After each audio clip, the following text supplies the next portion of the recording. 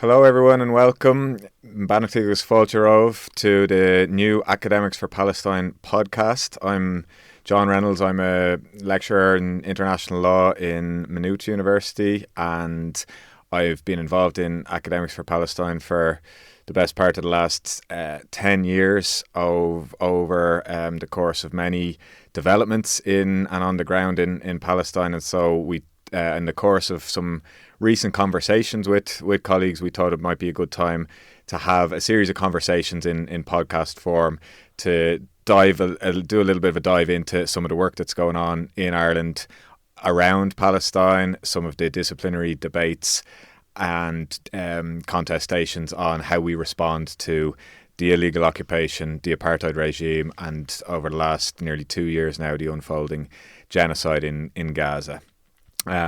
What we're going to do with this series, we're going to have 6 episodes over the course of the first series, or the first batch of episodes, and I'm going to be the host for the first one today. This is our inaugural episode to introduce the series. We're going to have 6 episodes in this first season. The other 5 after this one will be with our guest hosts, Dr. Emer Purcell of the National University of Ireland School in Hewer, and Dr. Stephen Hewer from Universiteit Ghent in Belgium, 2 historians of medieval era and activists who have been doing great work trying to get academics in Ireland and beyond to speak up against the current genocide in Palestine, but also against genocidal violence and atrocities in Congo, in Sudan, in Ethiopia and elsewhere, as well as closer to home, trying to raise awareness and do political education and speak up about the situation we've had over the last 20 years of direct provision camps, effectively concentration camps for asylum seekers and people seeking refuge in this country, and more recent developments with anti-migrant racism in Ireland. And we'll see over the course of the series and the discussions and conversations that we're going to be having how interconnected all of these struggles are. And I think something that's been very clear over the past year and a half in so much of the politics and dynamics around how the world has responded, or in many cases not responded, to the assault and massacre of Palestinians has been how we can, this idea of Palestine as a litmus test, how we can't think about Palestine in isolation, and how struggles against patriarchy, against other forms of oppression are so tied to the dynamics of imperialism in the Middle East, the specific ways that plays out in Palestine as a site of settler colonial violence and elimination. And we'll hopefully be hearing from a good range of different voices in this series. And then and we're very grateful to Emer and Stephen for the idea. This kind of came out of a series of conversations we were having in Dublin City University around media responses to the situation in Palestine, discussions about the scholasticide in Gaza, and some colleagues that we've had over from Gaza visiting and speaking about their experience working as professors when the genocide started, trying to keep the education system and the university system going, the calculated destruction of the university system that we've seen described and conceptualized as scholasticide now very widely, in both in terms of international law as a form of crime against humanity and genocide, but also in the context of the wider assault on the population, the society, and the future in Palestine. And that's one of the very clear elements of the atrocities that attempt not to just to destroy life now in Gaza and in Palestine, but to make future Palestinian flourishing, learning, and societal opportunities all but impossible. And that's what our colleagues in Gaza and in Palestine more broadly have been struggling against. We've seen some incredible resilience and resistance in various forms of popular struggle to keep education alive, to keep systems functioning, but it has been a relentless onslaught for the past year and a half in the context of the longer 7-8 decades since the Nakba and going back beyond that. And so what we'll hopefully do with this platform that our colleagues have very generously and constructively set up for us is to have this then as a space that we can also record further series and episodes of the podcast into the future. Potentially a series focused on Palestinian scholarship and Palestinian connections with Ireland, Palestinian voices of students and scholars who've been here or who have had a connection here in Ireland, on the island, over recent years. We'll have other thematic kind of ways of organising the series as we go on, hopefully. But what we'll have in for this first wave in mid 2025 is these first 6 episodes that Emer and Stephen are hosting after today. But today they're going to be the guests, and we're going to hear about their research, their activism and their thinking and ideas on these questions. What I'll maybe just do before we come to introduce Emer and Stephen and give them the floor is just say a little bit more about the background of Academics for Palestine in Ireland, which some of you, if you're listening to this, may already be familiar with, but for those who are coming to it new or from elsewhere in the world, Academics for Palestine was set up in Ireland as an all-island organisation back in 2014, founded by a very dedicated group of scholar activists in the country who've been working on questions around Palestine for many years prior to that. People like Ronit Lenton in Trinity College, now retired, people like Conor McCarthy in Maynooth University, people like David Landy also in Trinity, Jim Roach in the in Technological University of Dublin, and many others who had been working in different groupings and in different ways for many years, but came together to put the group together and really with 2 main missions. One which was about building understanding and awareness and support for the academic boycott of Israel in Ireland, and the second about supporting Palestinian scholars and students and scholarship and opportunities for Palestinian students as well. And so I'll say just a little bit about those 2 missions. The academic part of what we have, and if you go to academicsforpalestine.org, the website hosts our pledge for academics either on the island of Ireland, working in the university, or based in the university sector or third level sector here, to sign up to a very simple pledge to support the call made by Palestinian groups for the academic and cultural boycott of Israel since 2004, to support that call and to pledge to honour it.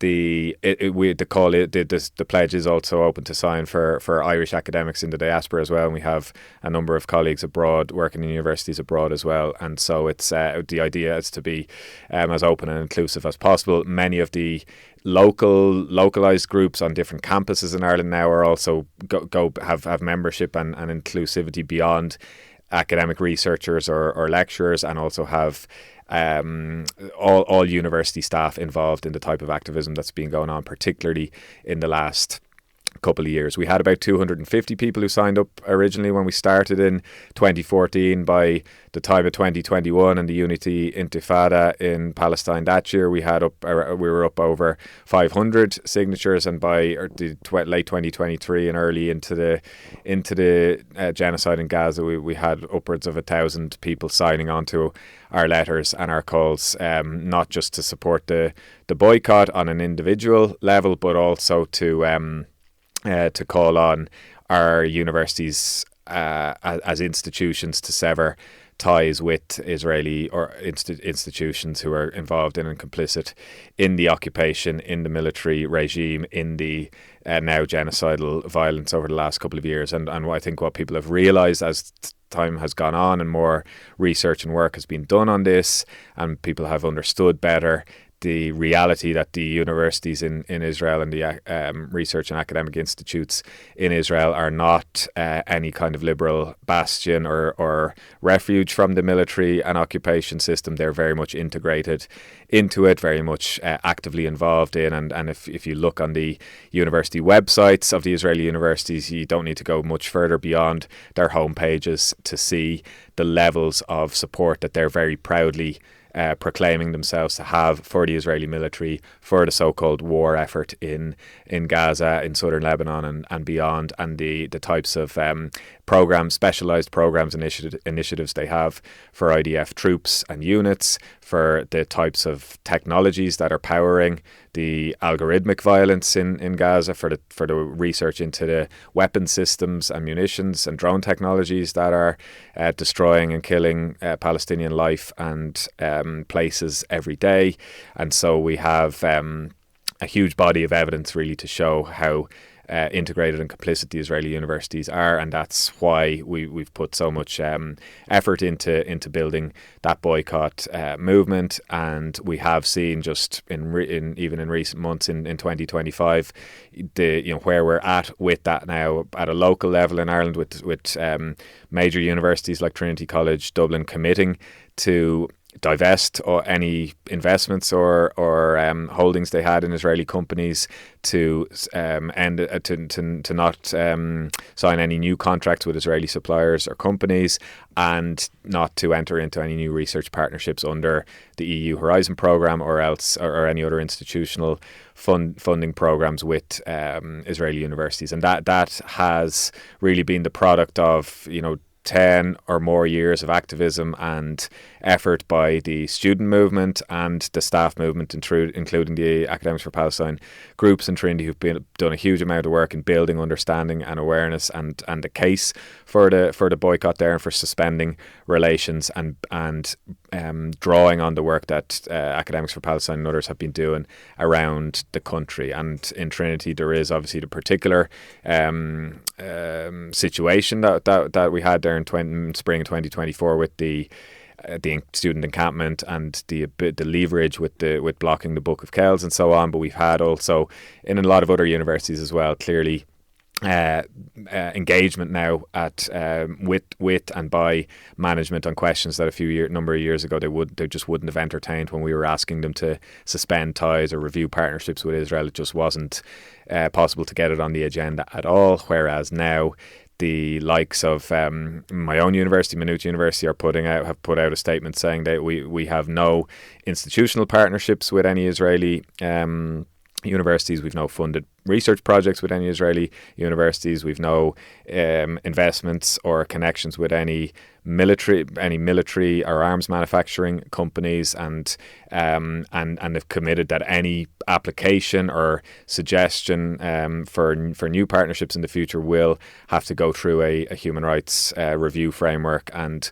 will be making the case very strongly that no partnership with any Israeli partner in the circumstances of ongoing occupation and apartheid and genocide there's no reasonable way that could pass any human rights review. In other universities, like in the University of Galway, where again in early 2024, after the International Court of Justice provisional ruling on genocide, the Galway president put out a strong statement supporting the ICJ decision, committing to make Galway an anti-apartheid campus, and also again instituting any human rights impact assessments for partnerships in Israel or other comparable military contexts. The university in Galway there was one new project that has slipped through the cracks in early 2025, which the university has committed now to retroactively reviewing. And so again, it shows that we do have to really be on the ball and be attuned to these kind of partnerships as they come up, and be constantly pressing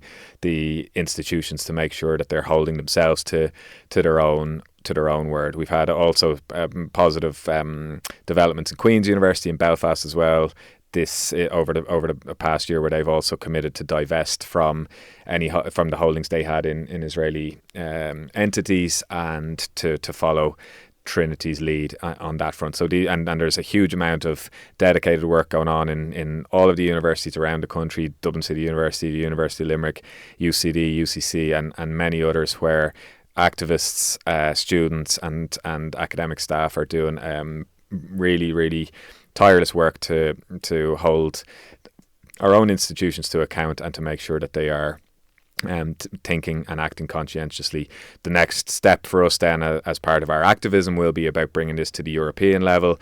Some of the Belgian universities and Spanish universities have been really leading in this sense, calling for the European Union to suspend the association agreement with Israel, and as part of that to remove or suspend Israel from the Horizon funding project. When we look at the numbers, it is really obscene when we see how much money the Israeli institutes get from the European research budgets every year, and in many cases more money going to Israel for research, a lot of which is being funneled into the military technologies and military systems. More money going to that research in Israel than is going to many of the European Union's own member states, and so there really are a lot of questions to be asked there. And so we're part of European-wide networks on that front, as well as networks and coalition groups in Ireland on the broader human rights and social justice questions when it comes to Palestine. An anti-apartheid coalition made up of many of the trade union movement and civil society and human rights groups in Ireland that we've been working as part of for recent years, as well as the campaign to pass the Occupied Territories Bill as a first step towards fuller trade sanctions and trade measures and economic coercion that needs to be put on Israel. And so that's part of all kind of part of the work on the pressure side, on resistance to Israeli apartheid and genocide, on trying to support Palestinian calls for us to use the boycott and sanctions and divestment mechanism as a way to act from the outside, to play the strongest role we possibly can to support the Palestinian popular movements. The other side of it then is more on the constructive and the supporting side when it comes to Palestinian scholars and universities. And just very briefly in this, one of the things we do is host fairly regular events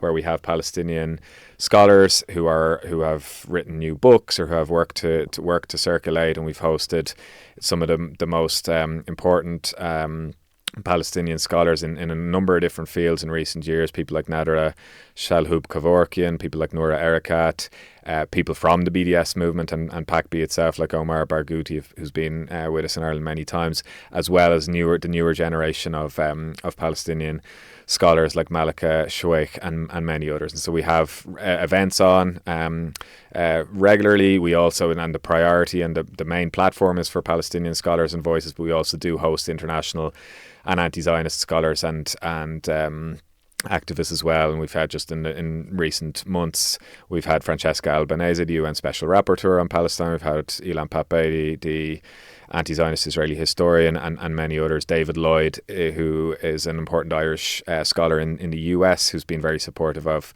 academics from Palestine from the start as well. And so a lot of the discussions now, and we will be getting into this over the course of the conversations, is about how do we support the Palestinian universities and our colleagues on the ground in Gaza primarily, but also in the West Bank, where there's huge repression and huge obstacles being placed by the Israeli occupation on keeping the education and the third level CIS sector going at the moment. And so how do we support them in a way that's not tokenistic, that's not extractive, that's following their lead and attuned to what they are articulating as to what they need from us as allies and comrades in the international academic community.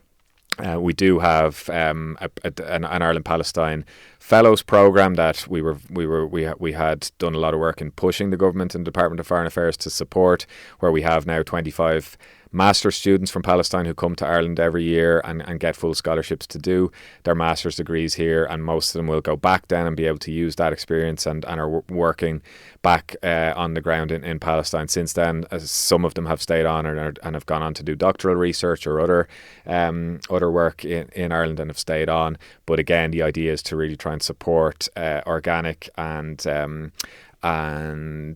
bottom-up Palestinian education and activism as best we can, and we're very much open to ideas from colleagues, from people listening, to send us your thoughts and ideas on that as well. But we will, like I said, be coming back to that over the course of the coming weeks and months. So we'll to move on to our the topic of our conversation today, and again just want to say how grateful we are to Emer and Stephen for really driving this idea and agreeing to speak to us today to start us off really about their their own research. We will be coming to other disciplines and other fields, including international law, my own field, and including other areas of research and scholarly study and activism in coming episodes. But today we're going to be thinking and talking about medieval history and how that ties in with some of the questions we've been talking about with Palestine today. And so in these later episodes, as I said, Emer and Stephen themselves will be the hosts. They'll be asking academics about their research on Palestine, on genocide, on questions of colonialism and colonisation, on questions of human rights, about also their own scholar activism and activism beyond the university as well, and what type of initiatives and projects we can best contribute to and how we can best participate. We'll start with you, Emer, Dr. Emer Purcell from National University of Ireland. Let's hear from you. How does your research intersect with these topics that I've mentioned? Thanks very much, John, and thanks for that introduction and setting up the whole thing for us there. I guess, how does my research intersect? Well, I suppose my research specialism is really in the Vikings and when the Vikings came to Ireland. So, and also looking at when the Normans came. So you can kind of probably think, well, what has that got to do with Palestine? Not trying to equate them at all, but there is parallels in terms of colonisation and identity and how identity is shaped and formed. And also particularly, I think, in the sense that when there's land involved and land grabbing involved, how it's easy for the coloniser to other the other person, which happened quite a lot in medieval Irish history. For example, Gerald of Wales and his portrayal of the Irish. Gerald was someone who came in the retinue of the Normans who came to settle Ireland, and his portrayal of the Irish is nothing short of pure, I suppose, could you call it racism? I suppose you could, in his depiction of the Irish. But in a sense, that's how they justified taking the land. So there's lots of parallels there. But I think the bigger question for me, and I think for Stephen as well, was as historians of Ireland, how can you write about these issues like colonisation, identity, othering, land grabbing? You can't write about them. I don't think you can write about them in a vacuum. And I've always had an interest in Palestine and in social justice, I suppose. But I'd say particularly with the events in the aftermath of the horrendous events that took place on the 7th of October.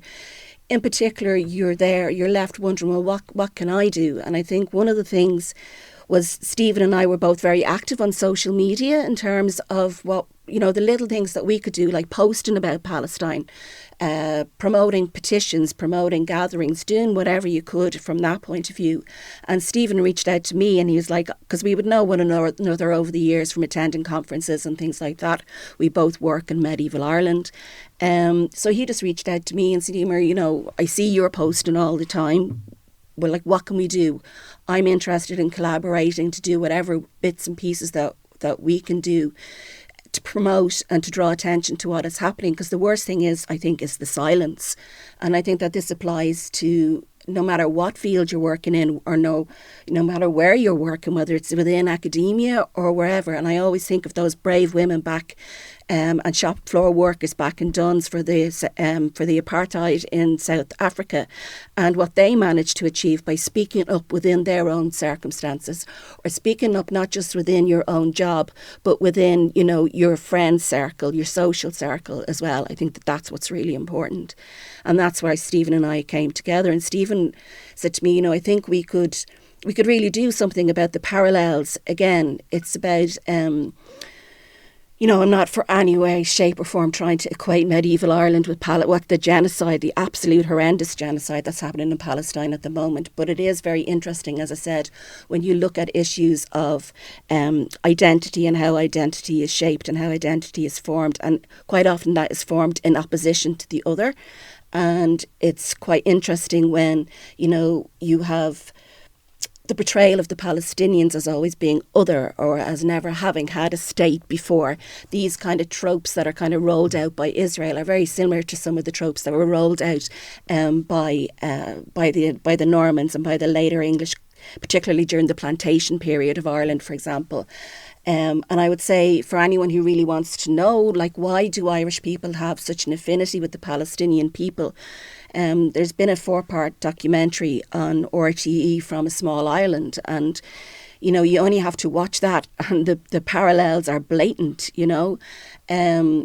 could that documentary have done a little bit more? I think it could have. I haven't seen it all, but from the bits that I have seen, the last episode did try and draw in some social justice parallels towards the end, whereas I think that they probably should have been doing that the whole way through, so that people recognise and can understand exactly what I've been saying there about, because there is often this question, why are Irish people, why do we feel this affinity with Palestine? And I think that's why. It's because we can see throughout the generations the parallels in our own history and in how Irish people were treated, or other colonial situations around the globe, or as you also mentioned, John, just even the direct provision system that we've been left with in Ireland is absolutely horrendous, the way we're treating people who are living in direct provision.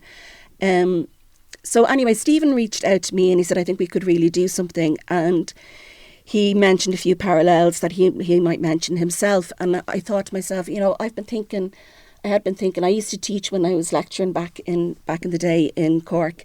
I taught a few classes on early Irish law, and I guess since what's been happening in Palestine, I don't mean to keep using the 7th of October as a kind of the starting point, because it's most definitely not, and we all know that. But I'm talking about this particular, from the get-go, I knew what was going to happen. And to see and witness the slaughter of women and children has just been horrendous. I think it's horrendous for most people when it's broadcast into your own home. And there was a piece of old Irish law that kept coming into my head, and it's from Coin Adamnan, it's called. It was written in 697, and part of that calls for the protection of all non-combatants. So it calls for the protection of women, it calls for the protection of children, it calls for the protection of all those who are not involved in actual warfare itself. And that the lines from that kept going around in my head, and I was going, like, where are we when you have this documented in a 7th century text in Ireland? And yet here we are, and we're seeing women and children literally been shot at, bombed. The number of journalists, for example, again, non-combatants who've been killed, I think it's the highest ever in any conflict. So all of those kind of questions, and I said to Stephen, I think for me that's been in the back of my head. I really think that we could do something with that. So we just started bouncing ideas back and forth, and we've written, I think, 2 pieces for media. We have ideas maybe that down the line might write something more academic, but I think for us our primary focus has been activism in the sense of what's most immediate. And I think what's most immediate is to do whatever we can in our jobs to draw attention, to not be silent, and to constantly remind people of what's happening in Palestine, because what else can you do? So I'll pass over to Stephen now, and he might say a little bit about his own research. Thank you, Emer. My research, I don't really try and bring it in, because for me, Emer is very right. I do some of the earliest colonization, and I see parallels, but that's, for me, I try not to focus on it. I try and focus on, October 23, I'd see daily video and pictures of children in bags, just liquid remains of humans, not just children, even 25-year-old men. They shouldn't be excluded. Muhammad El-Kurd has been very important voice saying it's not just 5-year-old children and women, because that's just erasing a whole section of the population who are not combatant. Palestinian young men 20 to 30 also are human beings who can't be assumed to be soldiers, because it's not a war. It is a genocide of civilians. And that, for me, is we've got to go out, and we're medieval historians, and that informs what we're trying to do. What we're trying to do is not center our work, but center the genocide. And don't let the narrative be shaped into, this is a war, this is self-defense, all the lies. We can't tolerate that. And for me, it's just so shocking to look at other historians of colonization, medieval Irish colonization, which say, yes, this is bad. Colonization is bad. Well, what about the colonization of Palestine by Israelis, by Central and Eastern Europeans to call themselves Israelis? What about that colonization? So, we can't only look at it if it's 1,000 years old. 800 years old. No, for me, it's an ethical thing. We can't just remain silent. And so Emer and I have been working together, and now I will call out Claire Downham. Very good. She's now organizing things at Liverpool there, medieval Irish historian herself, and we're trying to get more. So the point of this podcast is not just medieval Irish historians, but yes, we are calling you in. It is time. Stand up. Put your hand up. There's a few on social media, but that's not enough. We got to donate to charities, to help Palestinians. We've got to lobby governments to stop collaboration. Shannon Airport facilitating. The Dáil facilitating. John told us already about Ireland's number 2 importer of Israeli goods. It's outrageous. We've got to be screaming up and down. So, yeah, I could go back and talk about medieval history, but no, for me, the important thing is we're finding some great voices for this podcast. I think it's what can I do besides look and cry at video of bags of children parts. I can hopefully get some academics to come out and put their hands up and say, yes, now is the time I will stop being silent, and others to listen to this podcast. We've had some great information on these forthcoming episodes to tell you what's going on and what you can do about it and what can we do about it. Okay, so we might continue that thread in a minute, but just out of curiosity, when we speak about, because this is, I suppose, every discipline has its own contours and specificity. So when we speak about the silence that you're talking about in medieval history, is that primarily, would you say, the point you made that, well, our work is history and this is in the present, so we just don't go there, or is there kind of deeper structural questions going on about either people who have a fear of reprisal or some kind of disciplining from their own institutions, or they don't want to necessarily close doors to potential projects within, with colleagues in other European countries that may be more closely connected to Israel than Ireland? How would you kind of see the dynamics of why people have been reluctant to say too much so far? I think each one will be different. I think it'll just be a load of excuses, though. And I think that's what we need to focus on, not the why, but the what. And the what is the silence. And those who are not completely silent but are on social media, it's time to do more. It's time, and that's why I went to Emer and said, we've got to do more than just post on social media. We've got to actually do something. And it's time for everyone who is on social media. It's time for you to step up. But I've had quiet words, because in my office at Ghent, in the law office, going, this is a law office. All of you are seeing international law, and I listed it all, and I won't relist them all here. John will know better than myself all the different international laws being broken here. But we're witnessing them on TV being broken, and you cannot just be silent about this. But yet they are, and I'm getting quiet whispers, you're going to hurt your career. That doesn't matter. The career doesn't matter. What matters is all the people, 100 Palestinians a day are being murdered. That matters. So whatever it is, fear of being political, fear of losing funding, apathy, or worse, it doesn't really matter. The why doesn't matter. The what matters. And it's time for everyone to stand up and say, bring your colleagues with you. And it's time, march to Leinster House, march to Brussels, wherever you are. It's time, writing letters, calling your politicians, donating to Palestinian charities. Enough is enough. Great. Okay. Here. Thanks, Stephen. Okay. So I'll come back to you now, Emer. I was just struck what you were saying earlier about some of those parallels and the way you were relating, even going back to the time of the Norman arrival and invasion, and some of those racial dynamics and how they were there from the start. And I suppose if we think about the 800 years of colonial history in Ireland, and a lot of the time we might associate the most kind of formalised and codified period of the British Empire and British rule in Ireland from the Cromwell period and the plantations, and then particularly the Act of Union and all of the legislative kind of colonisation in the 1800s. But there was that that early medieval settlement period or invasion and settlement period as well.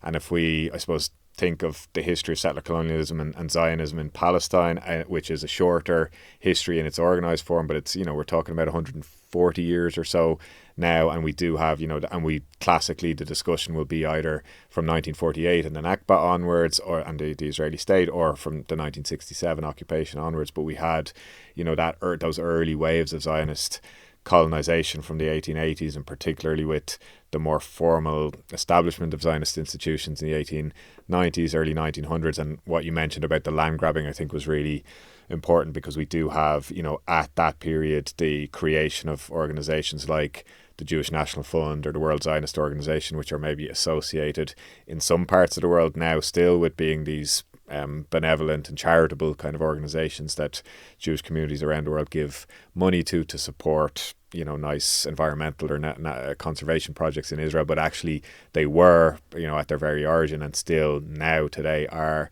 their primary purpose is land grabbing and land theft. And so there are some, I think, interesting analogies and parallels there, even if we're, if the historical window is shorter. So I was just struck by that.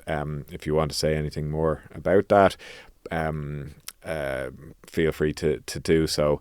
The question I was going to ask you then, really just moving on to, what we're, and whether we think about ourselves as activists or scholar activists, or some people are conscious of not mixing the two elements, or the two hats, I suppose, of being a researcher and a scholar on one front and being an activist of some kind on the other. But there is this idea of scholar activism as well. But whether we talk about scholar activism or just activism more generally, I'd just be curious to hear about your own experiences and your motivations and your work as an activist, if you would call it that. Yeah, thanks, John. Thanks for that.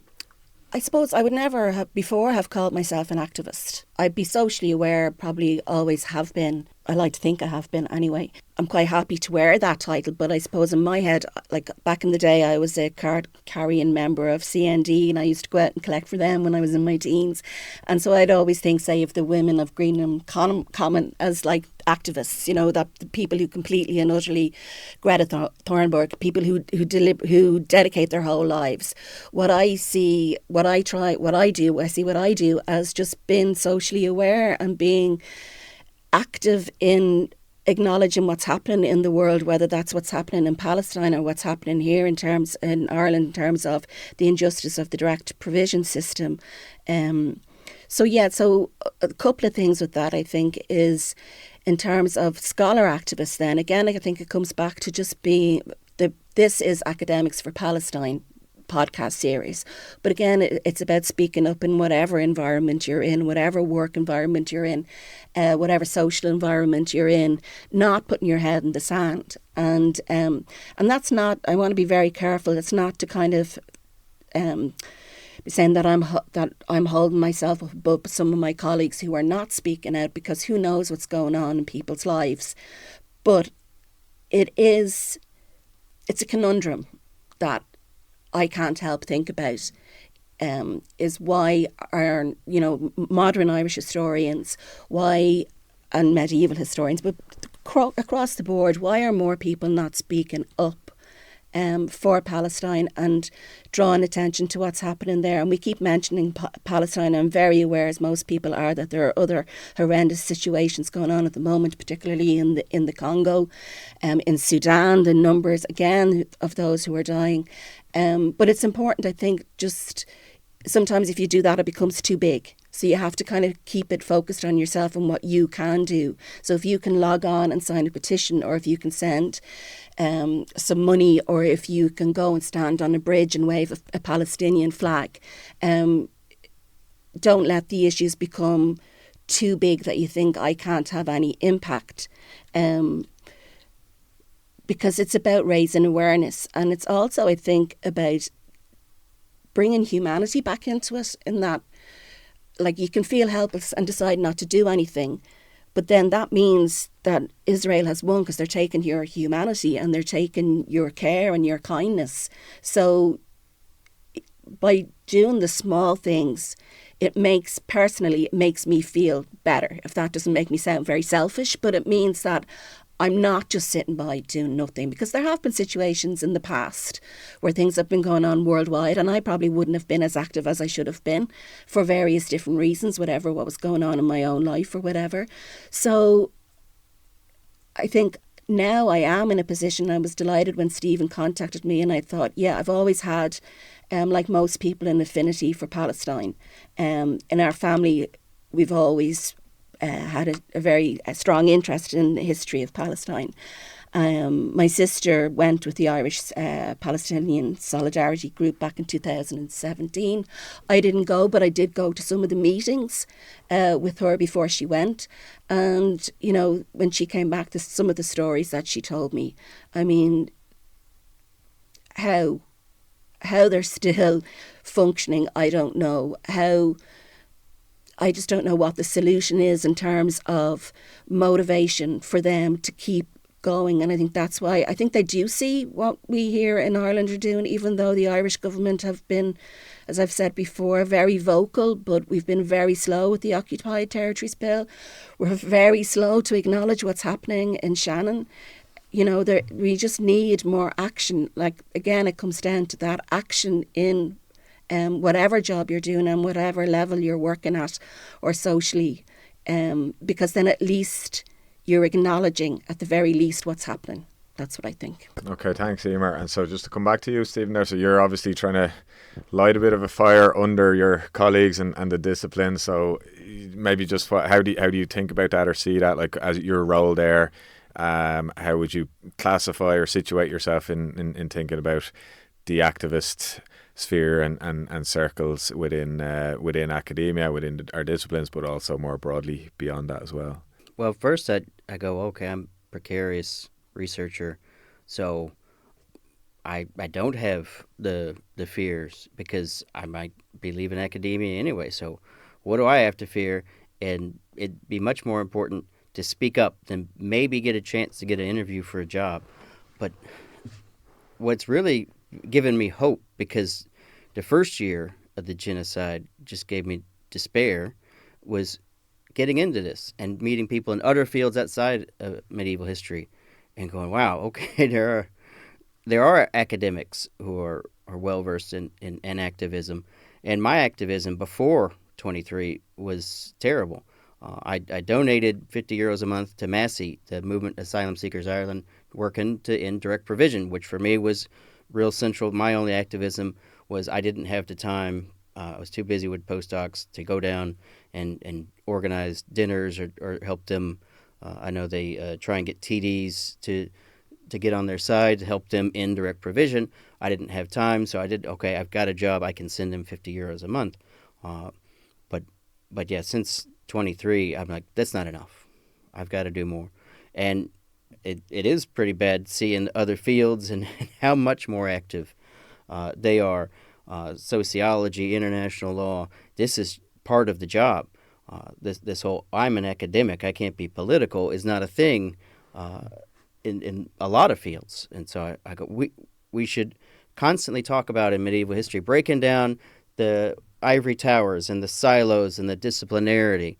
Well, this is part of it. This is breaking down. And so if the only way you're going to become, listeners, activist academic is to call this you're being interdisciplinary, then call it that. If that's what motivates you, okay.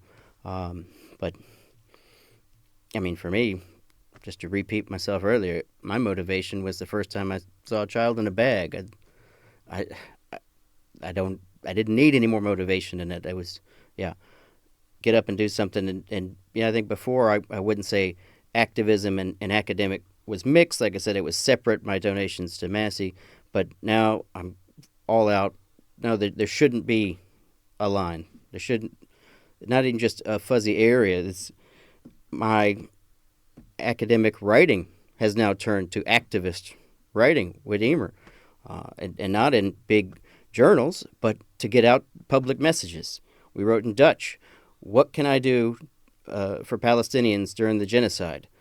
And the editors added a lot, and it made it sound a lot more positive than what we. So yeah, that's great. And hopefully got some English language ones coming out soon.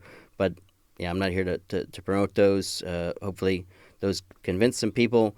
Hopefully, this podcast convinced some people.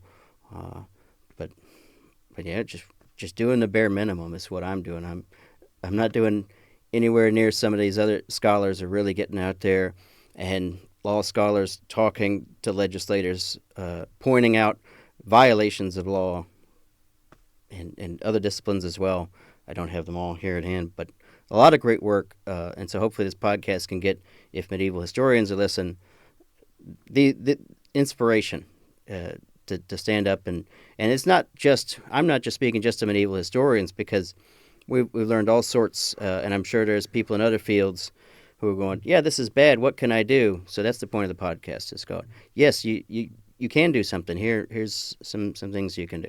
Thanks, Stephen. Yeah, I think that's a good note to leave it on, that that idea that there is a lot we can do, and even if it is and I think anyone getting involved in activism for Palestine now will quickly become aware that this is something that they'll be needing to be committing to for the long haul. This is serious kind of for oppositional forces of imperialism and political economic control that the Israeli state and the Israeli economy is hooked into, and this is not something that is easily going to be overcome. But I think some of the analysis that and again I think highlighting the importance of historians and historical context, what some historians have been highlighting now is that as much as this has been a major show of force by Israel and the Israeli state in its destruction of Gaza, but also in the regional kind of aggression it's shown against Lebanon, against Iran, and so on.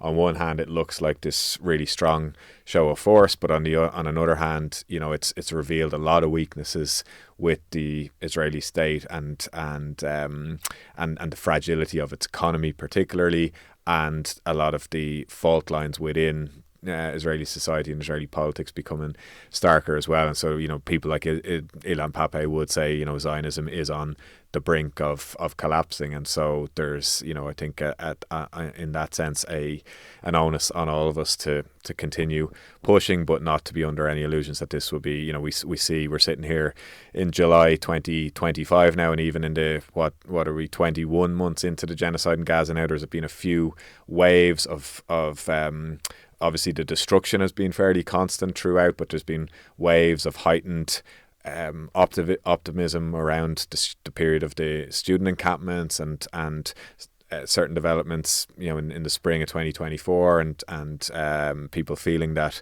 there was a tipping point that had been reached, and then inevitably the backlash comes, and we're sitting here now in July 2025 with these really absurd developments in places like Britain and Germany and elsewhere. But I don't think we should assume that Ireland is going to be immune from this either, with these really absurd usages of anti-terrorism laws and prescription orders, and the whole language and framing of any form of dissent or civil disobedience or direct action protest, like what Palestine Action in Britain have been doing, and like what groups elsewhere have been doing, and have been subject to repressive policing and threats of serious consequences for their actions, and stretching the logic. But again, any historian of empire, and any historian of the British or French Empire particularly, will be very well aware about how the concept of terrorism and the counterinsurgency or counterterrorism laws and policies and practices were used as a very kind of totalizing form of oppression and control against liberation groups, but also against trade unions and against many forms of activism that go beyond the threat of political violence to civilian communities. So the I think it's something we all need to be conscious of as well. How do we support each other in our activism, and we can't assume that some other group over there is being targeted or banned, but that's never going to apply to us because our context is different. We have to be, I think, very conscious of that. And I think just we'll finish with a couple of points you mentioned, which are really important to highlight. One is about the layers of the layers of involvement at different levels of the university system, and the idea that you mentioned that precarious researchers and precarious workers are in some ways have less to lose, and so it's the way you described it in positive terms, it's easier for you to be active, but I think that's a very courageous and positive position and way to frame it. For the reality is for precarious people who are committed to trying to stay in the sector, there are real challenges, and it does take commitment to the cause to put your name or your voice on the line. And I think what we've seen over the course of certainly in the Irish context over the last couple of years, it has been PhD researchers, postdocs, people in groupings like the Postgrad Workers Organisation, and some of the campus BDS groups who are not permanent or secure staff, who have been doing the most work and the most important work in pushing the management. And oftentimes there have been, of course, some very senior people in positions as professors or higher up the chain, who have used their voice and their position and their influence in very positive ways, but there's been far too many who've been reluctant and silent to do so, or who've played even worse, active roles as part of management disciplining or talking down to student or PhD and postdoc groups, or trying to contain and manage protest or agitation on campus, rather than trying to really understand the issues and take seriously the obligations really and the duties that they have, not to be engaged in partnerships or projects with institutions and entities that are complicit in genocide. So that is an ongoing part of the struggle. And the other point you mentioned is about this idea of decolonization and that a lot of the kind of buzzword usages of that, but when it comes to an actual live active colonial genocide ongoing right now, a lot of the decolonizing the curriculum or decolonizing the campus voices have quietly kind of receded. And so that again, that does tell us a lot. And so but again, I think people come, as you said, Emer, people come to these things at different points and in different ways, and may have had reasons previously for not getting us involved. And so our work is also about just trying to build understanding and bring people on board with us. And like you say, there is a lot we can do. And over the first 10 years or so of Academics for Palestine, it was really just trying to get an understanding, make the case for the boycott, and host as many events as we could. But over the last year and a half, we've had the amount of local campus groups, and they're not all called Academics for Palestine necessarily, but groups that are working loosely affiliated or working in the same context with us at a national level in all of the different campuses, and some sometimes more led by academics, sometimes more led by admin or technical staff, and sometimes more led by postdoc researchers and so on, but all kind of coming together to do a whole series of things beyond the type of work and activism we were doing before. And so we've had the amount of teach-ins, film screenings, festivals of Palestinian culture, talks and recordings and vigils, days of action, nationwide days of action on campus, much of which has been led by staff in different colleges around the country. And so it's onwards and upwards from here. If there are if you are listening to this and you're looking to get involved with your local campus group, we are trying to now put together a list of contacts and contact points for each individual campus around the country, so people know where to go. But it won't be too hard to find who are the people who are active on your campus if you want to get involved. And a lot of the, I think, most successful initiatives and campaigns have been ones that have been done in coalition between staff groups, staff unions, and IFUD and SIPTU and other unions have been very active in some of these campaigns as well on campuses, and the students' unions and the student BDS groups as well. So there's plenty of information on kind of local platforms and channels on your own campus, as well as the Academics for Palestine website itself. And if you are a senior academic listening to this, we do urge you to use your position, use your influence, because now we're in the phase of working, trying to get academic councils, governing authorities, and ultimately the Irish Universities Association to commit to supporting the work that's been done also at European level to pressure the European Union, which the Irish government, the Spanish government and others have been calling for a suspension of the association agreement with Israel. And so it's somewhat absurd that some of our governments, which are in some cases quite conservative governments, are going further than university leaderships. And so we would call really on the universities as well. And so we're here in DCU today, and we're grateful and thanks to our colleagues in DCU for the use of their studio today. But we would also call on DCU and other Irish universities that do have ongoing projects with Israeli partners to really rethink that as a matter of urgency, because otherwise we're left in the situation where our own institutions are complicit ultimately in an ongoing genocide, and that's something that we really can't stand for. Well, if I could just jump in here, that reminds me of a great story. I'm at Ghent, Ghent in Belgium, and they had a student undergraduate occupation last May, and it was 6 weeks, and it in the press was depicted as this great victory. And the president of the university is called a rector, and the rector had announced all contracts will be canceled no matter if it costs the university money, which was his primary concern, was the money. And this is also showing the whole imbalance that the people at the bottom of the university pyramid, the undergraduates, were really the leaders here. And the further you went up the pyramid, the more opposite, the more, I guess, right-wing or pro-colonial it got. The more excuses why they couldn't help the colonized increased. But anyway, they had this great victory. They announced, we're cutting all contracts.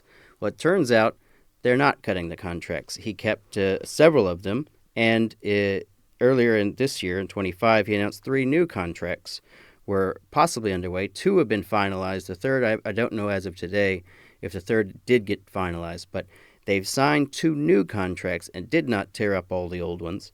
And he lost his election campaign to be reelected as rector, and has spent his last few months in office saying, well, it's the EU, and I'm going to lobby the Belgian government, and the Belgian government has to lobby the EU. I have no power. I have no authority. When in reality, he just didn't want to have to pay the fee to break the contract.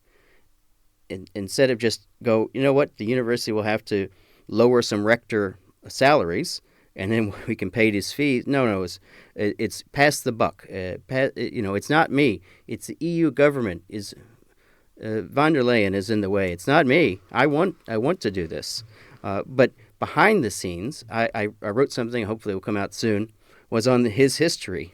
Rick, the rector of Ghent, and his whole publicly saying one thing and then behind the scenes telling Ghent staff what he actually was doing. And they were quite different. And his interactions with the students, and how he just wanted them out so that the business, and he wants it to run as a business, and academics will have heard this before, this is the problem. Senior administrators want to run the business, and nothing can get in the way of the business. And this is all tied into the Palestinian situation, neoliberal capitalism, coloniality.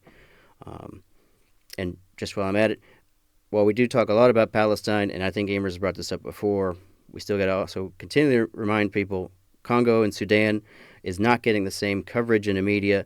And in the media episode, I think we will touch a bit on that, is the lack of coverage for the other active genocides. And I'll leave it there. Okay, thanks very much, Stephen. Yeah, and I think that's a good reminder just of the need to be vigilant and to hold the institutions to their words, because like we said, there is a bigger economics to this, and we've heard a lot and talked a lot about the neoliberal university in the last, particularly 15 years in the austerity period, and the rise of precarity and precarious labour in universities. And, again, we can't assume that any of that is disconnected from how our institutions treat precarious labour, is not in any way disconnected from how it responds or doesn't respond to the situation of Palestine. The interconnectedness of that comes to the fore, and so we do, these struggles are multiple and are intersecting. So the role of the academic trade unions and other campus unions is also really critical here as well. So I think that's a good note to leave it on. So just want to say a big thanks again to Dr. Emer Purcell and Dr. Stephen Hewer for being with us today, and also for all their work that you're going to be hearing more of in the episodes to come. So thank you. Agus gur mágad slán go fóill.